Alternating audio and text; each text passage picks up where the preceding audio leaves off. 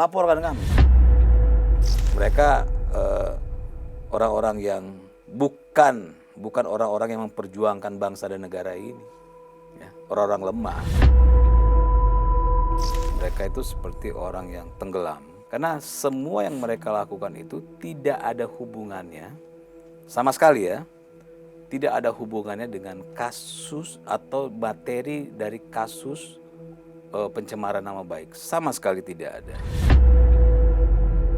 Mereka sama sekali tidak memiliki bukti dan mereka sama sekali tahu bahwa mereka tidak memiliki bukti apapun.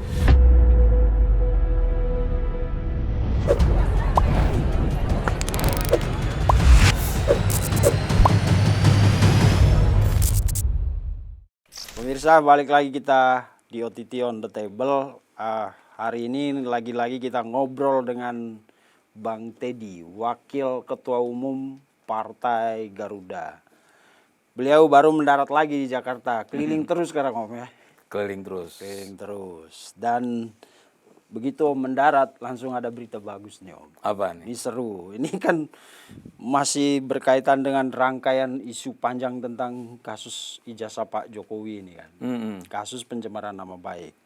Nah yang terakhir ini Om, setelah banyak upaya hukum yang dilakukan Roy Suryo dan kawan-kawan, yang terakhir itu mengajukan judicial review baru satu kali sidang. Tiba-tiba setelah pemeriksaan ahli di Polda Metro Jaya yang mereka hadirkan itu Pak Ugroseno, antara lain Ugroseno, Muhammad Sobari, dan mantan Ketua PP Muhammadiyah, Din Samsudin. Din Samsudin itu sekarang isunya mereka minta penyidikan dihentikan atau kasus ini di SP3. Karena menurut mereka menabrak undang-undang lah, atau mereka itu tidak patut ditersangkakan. Alasan paling mendasar kalau saya tidak salah dari apa yang mereka sampaikan adalah yang pertama kebebasan berpendapat. Yang kedua mereka itu peneliti. Peneliti itu tidak boleh dikriminalisasi menurut mereka. Nah, walaupun kita jarang bahas isu ini karena kita punya isu lain yang lebih menarik sebenarnya kan.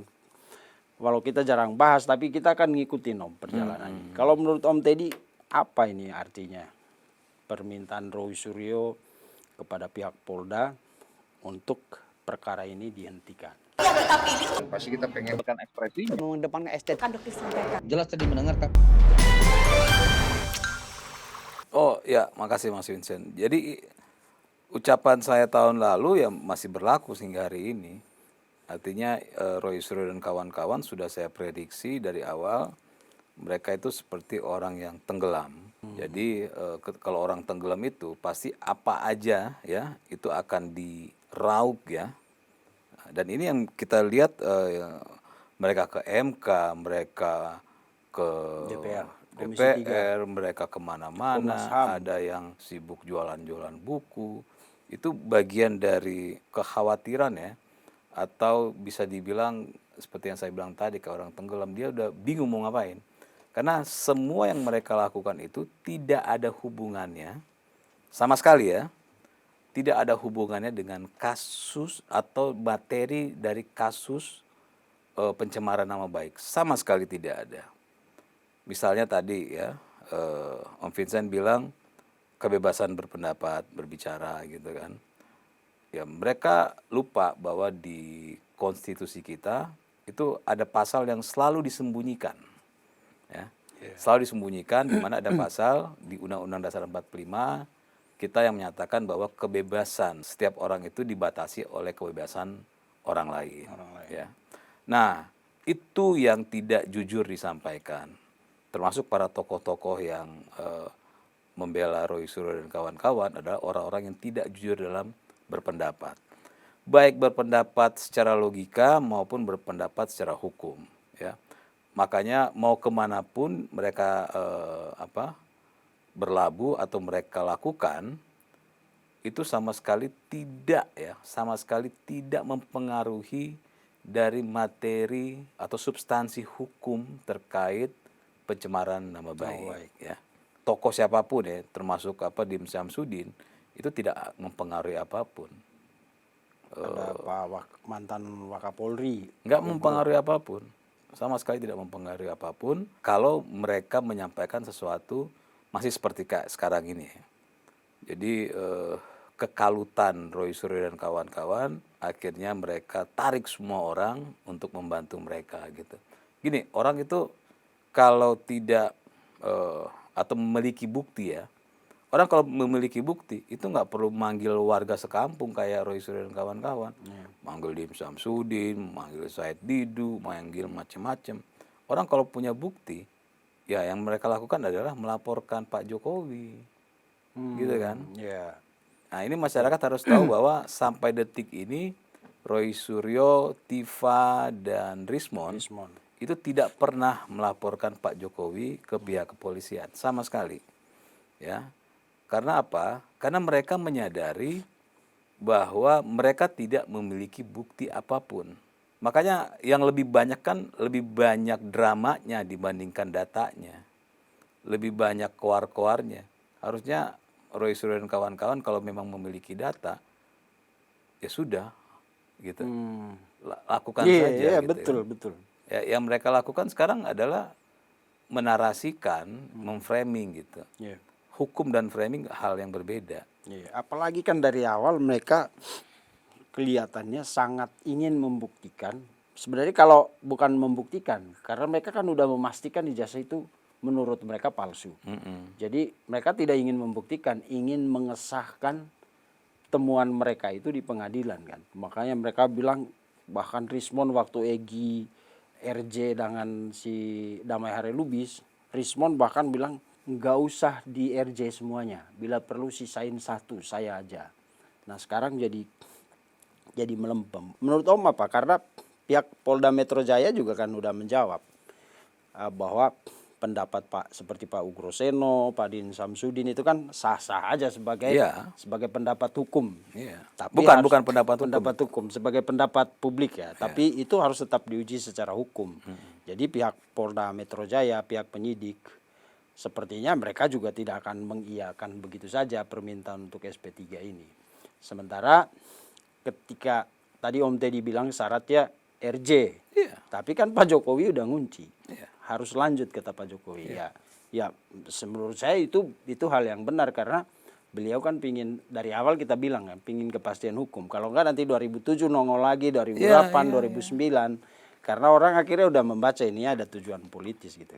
Menurut Om, ini mereka ini terjepit atau sudah mulai menyadari bahwa mereka salah sebenarnya? Dari awal mereka menyadari mereka salah. Mereka dari awal menyadari salah. Makanya saya bilang, kalau mereka tahu mereka benar, mereka nggak ribut, nggak berisik. Orang salah itu kan biasanya berisik. Orang yang ketakutan, orang yang tidak punya bukti, alat untuk mereka membela diri hanya berisik. Jadi kalau misalnya di MK gitu kan, mereka benar punya data gitu ya, nggak perlu banyak orang. Satu orang saja kalau datanya itu memang buktinya valid. Misalnya ada pasal yang bertentangan dengan Undang-Undang Dasar 45, itu tidak perlu sampai 10 orang, 100 orang, nggak perlu disuarakan, ya. Kebenaran itu nggak perlu banyak-banyak disuarakan. Tapi karena mereka nggak punya, makanya ketika di MK lebih banyak dramanya kan. Kita sudah menonton bagaimana Refli Harun dan kawan-kawan dipermalukan oleh hakim MK kan. Kalau saya nonton itu dibilang kura-kura dalam perahu ya, pura-pura nggak tahu. Ya memang mau nggak mau memang mereka harus berani terlihat bodoh ya, karena mereka tahu dari awal bahwa mereka sama sekali, ini catat, mereka sama sekali tidak memiliki bukti bahwa ijazah Pak Jokowi palsu, dan mereka sama sekali tahu bahwa mereka tidak memiliki bukti apapun. Caranya ya berisik. Terlihat ya Roy Suryo dan kawan-kawan itu adalah orang-orang yang ingin memanfaatkan Roy Suryo dan kawan-kawan agar mereka bisa tampil. Jadi tidak ada pertemanan di situ. Semuanya nggak ada pertemanan. Refli Harun dengan Roy Suryo itu nggak ada pertemanan. Saling memanfaatkan saja. Ya Refli Harun butuh pijakan untuk tampil, ya manfaatkan Roy Suryo. Siapa Din Samsudin pun begitu. Jadi semuanya nggak ada. Mereka tahu ini mereka tahu bahwa Roy Suryo dan kawan-kawan tidak punya bukti. Mereka tahu, mereka kan bukan orang-orang bodoh juga gitu. Mereka tahu, mereka bukan Tapi anak-anak. mereka jadi kayak mempertaruhkan reputasi mereka sebagai, apalagi kayak Profesor Doktor Din Samsudin itu kan bukan orang sembarangan Iya, dong iya. ya. Punya sempat menduduki jabatan-jabatan strategis baik di organisasi maupun di pemerintahan kalau tidak salah. Ya kan Pak Dim. cara cepat di Indonesia untuk naik namanya kan nggak perlu ilmu. Ya. Ribut aja. Yang penting ribut aja. Yang penting ikut terlibat di dalam sesuatu yang ramai. Oke. Jadi tidak ada pertemanan di situ. Ya, nggak ada pertemanan, nggak ada Dim Samsudin peduli dengan Roy Suryo itu nggak ada. Ya, siapapun sebutin nama-namanya. Saya Civa. Menurut Wakapolri mantan apa? mantan Wakapolri Iya kan? Pak Ugo. Mana ada masyarakat tahu dia? Baru sekarang aja tahu kan? Saya juga nggak kenal, baru tahu ada nama itu gitu kan? Om Teddy aja nggak kenal apalagi masyarakat. Iya, nggak artinya gini, nggak perlu ilmu untuk tampil gitu. Dan memang mereka melihat ruang itu gitu. Di Indonesia itu nggak perlu ilmu kan untuk bisa tampil. Saya pernah ya dalam beberapa diskusi di TV, itu salah satu tokoh ngomong ke saya, Mas Teddy, saya ini kalau di internal saya, itu saya bisa menjelaskan soal keilmuan, panjang kali lebar. Tapi kalau di sini kita talk show, kita show. Iya. Jadi gue itu harus ngomong sesuatu yang mau ditonton orang. Kalau saya sampaikan secara keilmuan, orang nggak akan nonton saya. Jadi kenapa ya masyarakat sekarang lihat ya, kenapa di TV sekarang talk show itu memperlihatkan orang emosional, ribut-ribut ya, nggak ada ilmunya sama sekali kan? Ya karena mereka bukan nggak punya ilmu, itu cara mereka untuk tampil. Ya. Coba kalau mereka bicara pasal ini, undang-undang ini, mekanisme dan segala macam, itu nggak ada yang mau nonton. Jadi mereka ya mengikuti pasar, termasuk kalau dulu kan kita cuma melihat, oh ada artis misalnya ya, dia pintar sebenarnya, tapi membuat, saya nggak perlu sebutin nama artis, kita semua udah tahu lah. Ada artis yang sudah lama nggak nongol, ya, dulu dia keren, hebat, bla bla, kehilangan pamor, maka dia membuat kegilaan, membuat sesuatu yang aneh gitu kan, dan ya works gitu kan, terkenal lagi gitu. Di politik pun sekarang begitu gitu, ya. Harus melakukan hal itu. Jadi apakah orang-orang yang mendukung Roy Suryo dan kawan-kawan itu karena urusan materi dari kebenaran itu? Enggak. Sekarang nih kalau kita off the record gitu ya, saya tanya misalnya misalnya siapa? Misalnya Refri Harun. Emang dibenarkan secara hukum Indonesia dan hukum agama, ya, orang menyampaikan ke publik ya, aib orang lain boleh nggak? Pasti jawabannya nggak boleh. Dan ini pun belum ada bukti bahwa ini aib. Itu aib ya. itu pun aib. Itu pun aib. Kalau belum tentu aib pun nggak boleh, apalagi belum tentu aib ya. Menuduh. Ya, aib aja nggak boleh, apalagi yang nggak aib gitu, yang belum tentu aib. Ya. Pasti dijawab, wah nggak boleh, gitu kan? Karena kita kan dari kecil pasti diajarin agama, diajarin pendidikan moral, gitu kan? Jadi kalau masyarakat ya, ini saya senang ya memberikan pendidikan politik, karena sebagai politisi partai itu tugas saya, bahwa yang masyarakat lihat bahwa kok tokoh-tokoh itu jadi kayak bocah kekanak-kanakan, ngomongnya juga sembarangan, ngomongnya udah nggak masuk akal, ya itu cara mereka untuk tetap tampil. Coba kalau di ruang tertutup tanya soal hal-hal yang serius, mereka bisa jawab. Tapi kenapa mereka kayak bocah gitu kan, kayak anak-anak lagi ribut gitu ya? Minta dimengerti. Jadi ya karena memang dimanjai itu gitu. Ya. Jadi sesuai dengan apa yang disampaikan tadi, yaitu yang saya katakan bahwa tidak ada pertemanan, apalagi tidak ada pembelaan sesuai dengan substansi, tapi hanya memanfaatkan, saling memanfaatkan. Iya. Dan sebenarnya rugi juga kalau mereka kalau kita ikut premis-premis mereka selama ini kan, argumentasi mereka, semua pandangan mereka, menurut saya mereka rugi kalau kasus ini di stop malah. Karena kan yang pertama, mereka kan mau kita tidak lagi bilang membuktikan karena mereka udah yakin sekali nih bukan 99,9% palsu. Kan di pengadilan tuh kalau ikut logika berpikir mereka kan cuma ngesahin aja ya. Iya. Sesuai kemauan mereka. Mereka benar. Yang kedua mereka sering bilang, toh kalau mereka di penjara ada masyarakat yang akan melanjutkan perjuangan mereka. Berarti mereka pahlawan. Mereka kehilangan dua itu. Nggak ada, jadi gitu. Itu kan apa Enggak, gini. aku coba ngikutin, Betul, kan betul. ngikutin logika Logikanya berpikir mereka, kan, iya. ya kan. Jadi mereka kehilangan dua hal kalau kasus ini di stop. Sebenarnya, Yang pertama, kebenaran atas penelitian mereka dan pengakuan nasional dan internasional, Om.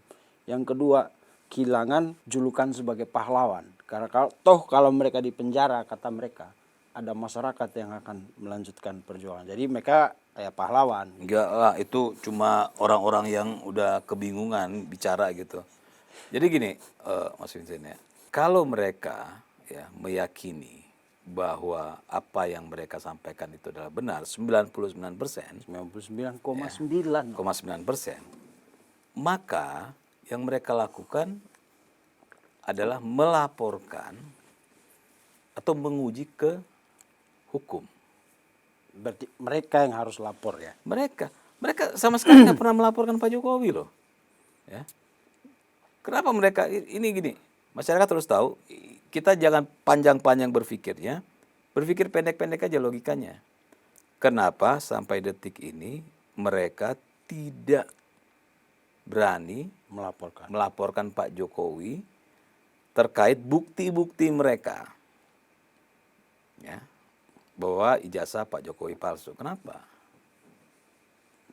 Karena sampah semua isi mereka gitu.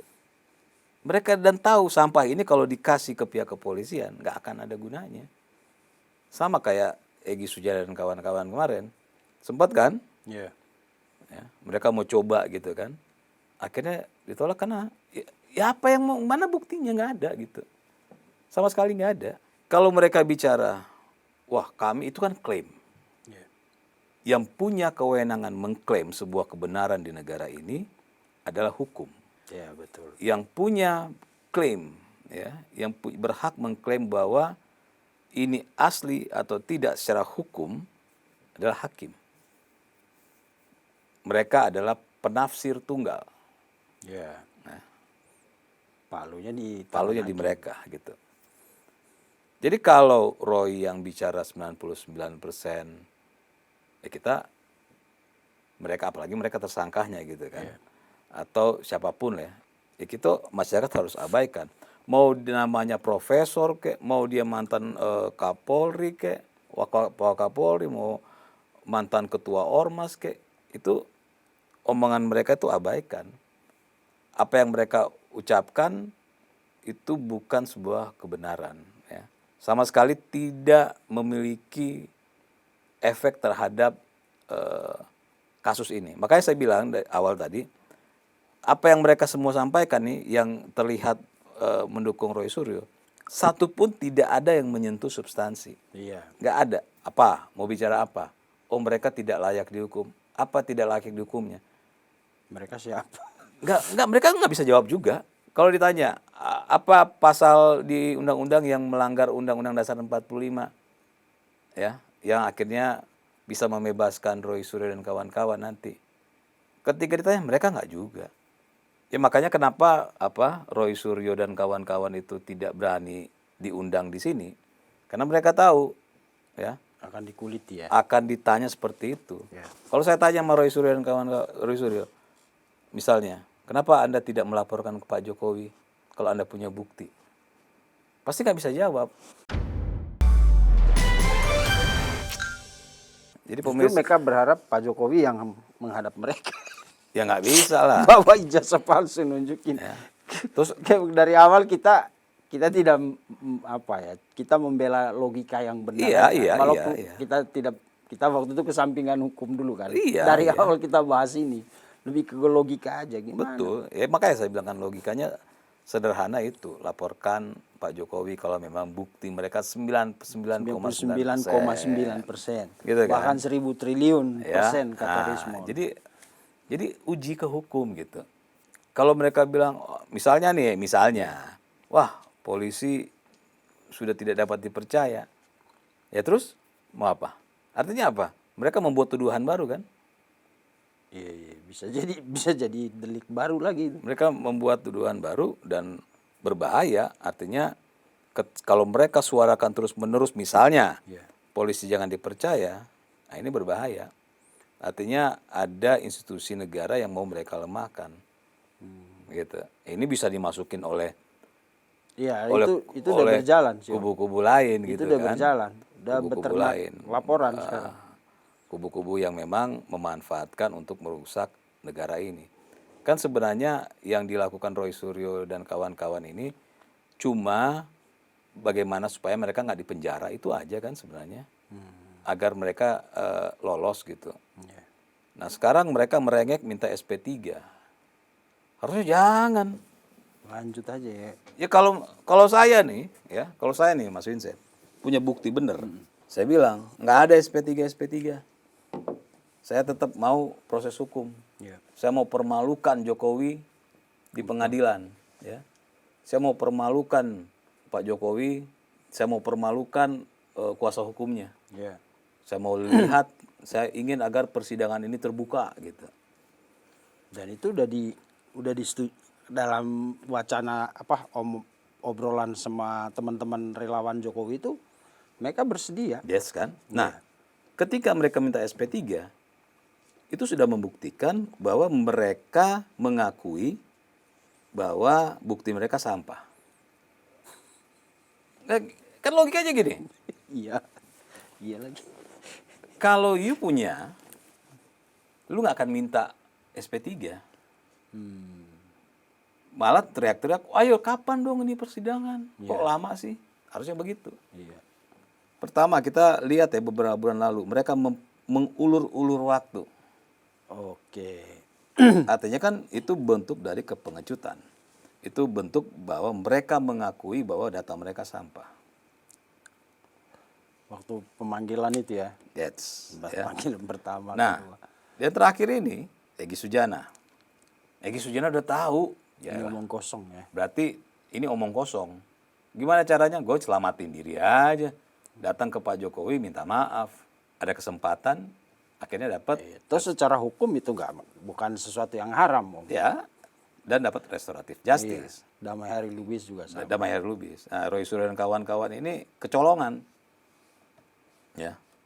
Tapi kalau mereka mau melakukan seperti Egy Sujana dan kawan-kawan, ya, apa kata dunia kan?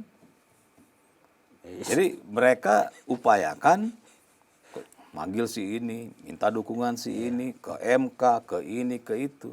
Yang saya bilang nggak ada substansinya sama Iya, sekali. dan kalau dilihat ahli-ahli yang mereka kan itu alasan P19 kemarin kan berkas itu, Om. Karena keterangan ahlinya belum lengkap. Lalu kalau kita lihat ahli-ahli mereka itu ada Ridho Ramdhani kalau nggak salah, menantunya Amin Rais yang ketua Partai Umat, Rocky Gerung.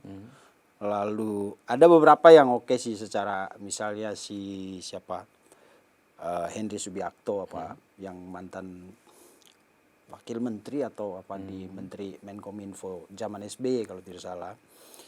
Terus ada Ugroseno, Din Samsudin. Ya, intinya gini, siapapun dia, bahkan kalaupun ada alien ditaruh di situ gitu kan. Alien. Iya, enggak gini. Siapapun ya ditaruh di situ, seharusnya yang mereka lakukan adalah ayo kita percepat agar supaya kami bisa bersidang. Iya. Bukan merengek minta SP3. Bukan merengek ke MK. Bukan merengek kemana-mana. Ini kan rengekan semua nih.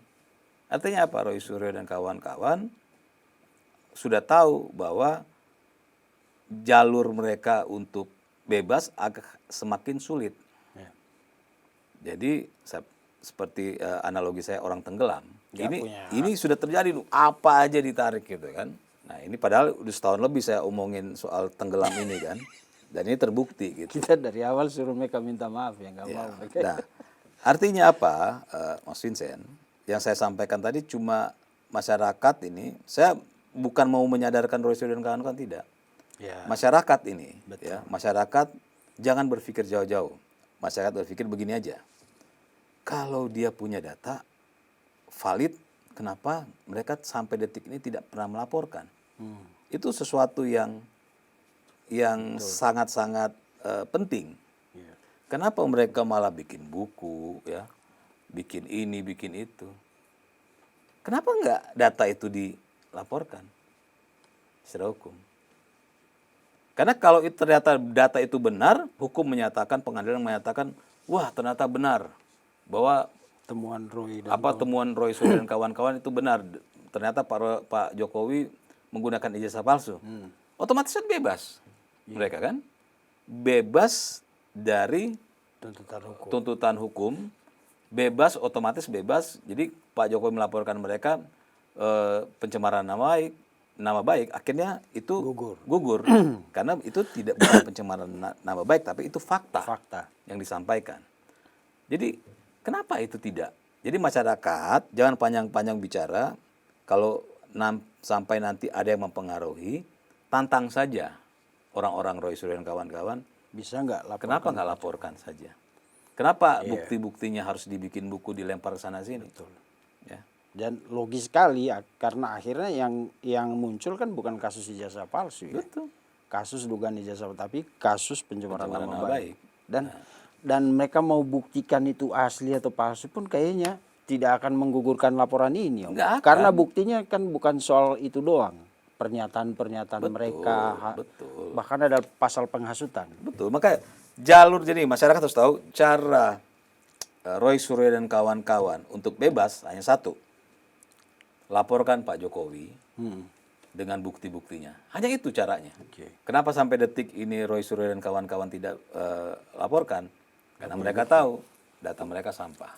Kalau Itu logika pertama. Logika kedua, itu yang saya bilang tadi, bahwa kalau mereka yakin, ini penting nih buat masyarakat ya. Yang pertama tadi, ini yang kedua.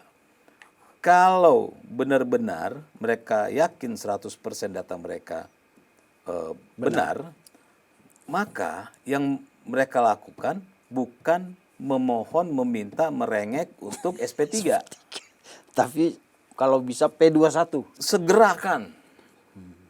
Harus segerakan ini masuk ke pengadilan. Agar supaya kami bisa membantai Pak Jokowi. Tapi itu di awal, seru-seruan awal itu. Iya dong. Kesini Harusnya begitu kan? Makin kesini makin melempem. Ya karena memang mereka tahu itu sampah. Artinya Om, kalau tadi Om bilang kenapa mereka nggak laporkan? Padahal laporan itu kan akan penetapan tersangka aja misalnya. Minimal 2 alat bukti kan. Iya. Nah, berarti mereka untuk dapatkan 2 alat bukti ini aja tidak sanggup dong. Sementara Pak Jokowi ngumpulkan 700 Jangankan satu. 700 bukti. Orang setengah bukti yang mereka nggak punya gitu. Nah ini saya ngomong begini pakai logika aja gitu kan. Gak ada bukti sama sekali. Sama sekali dari awal, makanya setahun lalu saya bilang dari awal mereka itu saya pastikan sama sekali tidak memiliki bukti.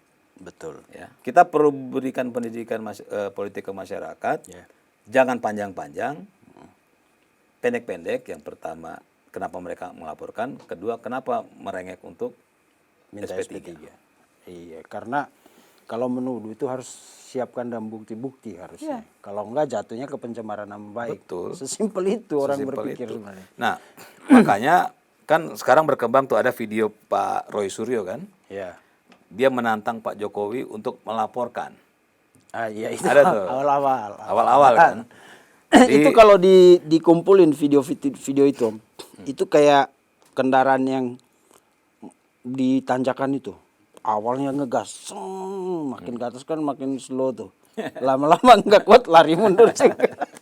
Karena pernyataan ya di awal kenceng sekali. Iya. Bahkan mereka tuh sampai semua kayak termasuk Refli Harun, orang sampai perhatikan mereka sampai tuh punya urat ini loh di sini. Jadi urat ininya kelihatan semua, Roy, Rismond sama Refli. Iya. Saking kencengnya mereka ngomong gitu. Karena gini, saya katakan Roy Suryo dan kawan-kawan para pengecut, kenapa? Mereka bicara seperti itu, kayak Roy Suryo kan, bicara laporkan kami. Ya, dengan gagahnya, karena dia tahu selama ini Jokowi tidak pernah merespon dan tidak pernah melaporkan siapapun yang menghina. Maka kenapa saya bilang, kenapa Roy Suryo dan kawan-kawan tidak pernah kencang, misalnya kepada Menteri Pak Jokowi Atau ke Pak Prabowo. atau ke Pak Prabowo, karena mereka tahu bahaya. Orang-orang pengecut itu mereka tahu siapa yang bisa mendongkrak nama mereka, tapi dengan aman. Pak Jokowi. Makanya kenapa Roy Suryo dengan gagahnya saat itu ya mengatakan Pak Jokowi kalau mau merasa ini laporkan kami dengan gagahnya kan. Iya. Karena dia hakul yakin nggak mungkin Pak Jokowi laporkan. Bukan karena yakin bahwa yang mereka temukan itu benar. Enggak. Oh. Karena mereka melihat contoh-contoh orang-orang sebelum-sebelumnya yang terkenal karena menghina Jokowi, memaki Jokowi, akhirnya terkenal, nggak diapa-apain sama Pak Jokowi. Ya, nah, mereka kan ya setahun lalu saya mengatakan mereka lagi apes saja ini. Ya, mereka pengen ikut-ikutan cara yang tokoh-tokoh yang nama-nama lain yang terkenal dengan menghantam Pak Jokowi, akhirnya dikabulkan oleh Pak Jokowi. Itu kan permintaan mereka. Laporkan kami. Kami. Giliran dilaporkan. Dilaporkan kami dijolimi. Pak Jokowi jahat gitu. Nah, Karena ngeri. Karena emang ngeri sih Om. Kalau kita kan udah bicara dengan beberapa orang tentang ini kan. Yang pertama itu kalau pencemarannya nama baiknya aja itu kecil loh ancamannya Om. Yang membahayakan itu, yang paling ditakuti Roy itu adalah pasal pengeditan, mengubah dokumen. Iya. Dan itu bukan pasal yang dilaporkan oleh para pelapor, Pak Jokowi sama elemen relawannya dia itu, Pradi Bersatu. Itu ditemukan dalam pengembangan penyidikan polisi. Iya. Bahwa diduga ada dokumen yang diubah sama orang-orang ini. Betul. Maka masuklah pasal itu dan itu ancamannya gila Om, 12 tahun. Ya pokoknya kalau sudah berlapis-lapis ya di atas 10 tahun kan. Iya. Ya itulah makanya saya bilang mereka ini kalut, kebingungan, panik, kayak orang tenggelam. Akhirnya mereka suarakan apapun yang dimana merugikan mereka. Oke. Ketika mereka menyuarakan, membentuk ini, termasuk yang tadi. Iya. Akhirnya malah menambah hukuman mereka. Oke. Nah, terakhir Om, kita ya udahlah kita Ya, tinggalkan ya, ya, Roy dengan segalanya. Tapi ujung-ujungnya ini kan serangan ke Pak Jokowi kan. Kalau kita lihat ya ujung-ujungnya. Dan ini adalah baru satu dari sekian banyak serangan yang dilancarkan ke Solo selama ini. Misalnya juga kemarin kita lihat ada Pak Said Didu yang begitu proaktif bicara ketika bertemu Pak Jokowi. Banyak hal yang Pak Prabowo maksudnya? Pak Prabowo. Saya secara pribadi sih merasa ada beberapa hal yang harusnya tidak boleh disampaikan gitu. Entah saya nggak tahu mungkin Pak Said Didu terlalu jujur atau mungkin terlalu pintar atau terlalu lugu, tapi semua hal disampaikan termasuk misalnya hal-hal yang menurut saya berpotensi menimbulkan gesekan antara Pak Prabowo dengan Pak Jokowi. Soal 9 naga, soal katanya Pak Prabowo dalam diskusi itu bilang bahwa waktu capres dulu ada beberapa calon wakil presiden saya itu yang dikriminalisasi. Itu kan yang bisa mengkriminalisasi kan pasti pemerintah kan. Dan waktu itu kan Pak Jokowi masih kepala pemerintahan kan. Jadi yang masih berkuasa. Jadi ada upaya untuk terus-menerus menggesek-gesek seolah-olah Pak Jokowi ini adalah sumber segala persoalan yang ada sekarang gitu. Di situ ada Pak Said Didu, sekarang ada GMKR, terus ada Roy Suryo and the Gang. Ini kan orang-orang yang menurut beberapa pengamat mereka itu tidak beroposisi sama Pak Prabowo, tapi membenci Pak Jokowi gitu.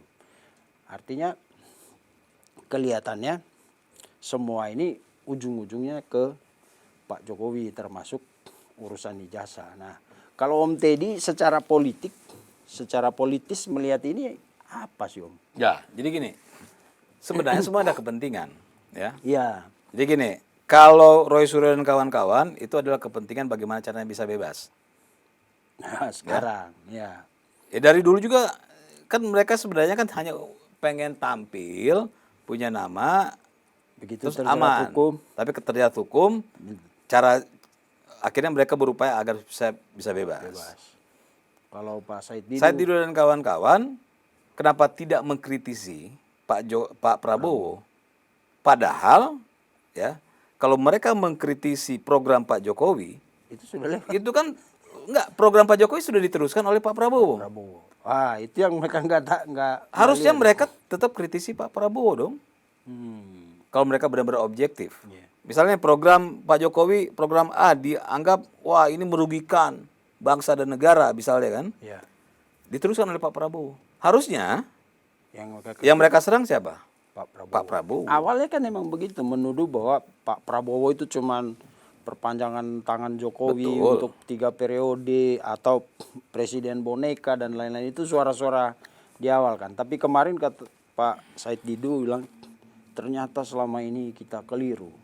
Kalau kita bilang Pak Prabowo bergantung sama Pak Jokowi itu salah. Beliau ngasih beberapa contoh. Ya udah gini, sebenarnya gini. Pak, tadi saya bilang kalau kalau Roy Suryo dan kawan-kawan itu tujuannya bagaimana caranya biar bebas agar tidak dihukum penjara di atas 10 tahun. Ya, ini soal kebebasan mereka lah atas kekonyolan mereka sendiri. Kalau Said Didu dan kawan-kawan ya dengan logika yang saya bangun kenapa mereka tidak menyerang Pak Prabowo padahal programnya masih diteruskan ya. Itu kenapa? Ya karena mereka memang ingin mendapatkan kue kekuasaan dari Pak Prabowo. Sesimpel itu kita lihat lah.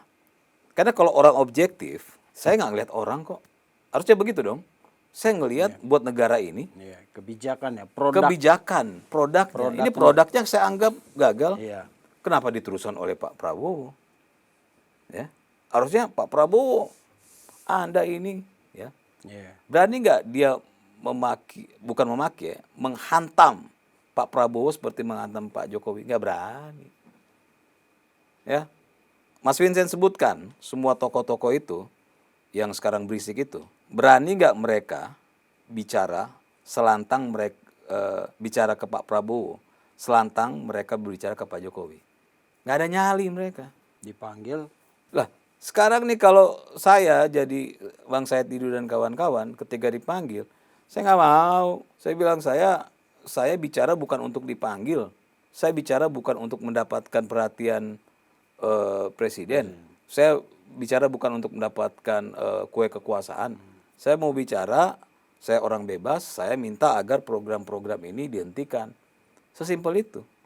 Tapi ketika dia sudah hadir, tokoh-tokoh itu hadir menghadap Pak Prabowo, jelas ya mereka orang-orang yang bukan orang-orang yang memperjuangkan bangsa dan negara ini, ya, orang-orang lemah yang hanya bersuara aja untuk kepentingan mereka sendiri. Terakhir Om, jadi dari kasus yang dihadapi Roy Suryo dan kawan-kawan, pertemuan Pak Said Didu yang sekarang orang bilang Pak Said Didu sekarang udah jadi jubir gratisnya Pak Prabowo misalnya.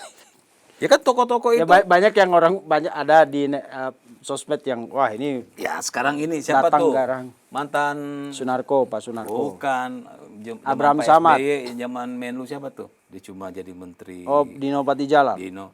Beda setelah ketemu Pak Prabowo. Oh, yang dia Soal mengkritik Board of Peace itu beda. kebijakan benar. Eh? Beliau sering mengkritisi kebijakan politik luar negerinya Pak Prabowo melalui Menlugri itu Pak Sugiono. Iya kan? Tapi ketika ketemu Pak Prabowo beda. Artinya apa? yang dia bicarakan itu bukan untuk kepentingan bangsa dan negara.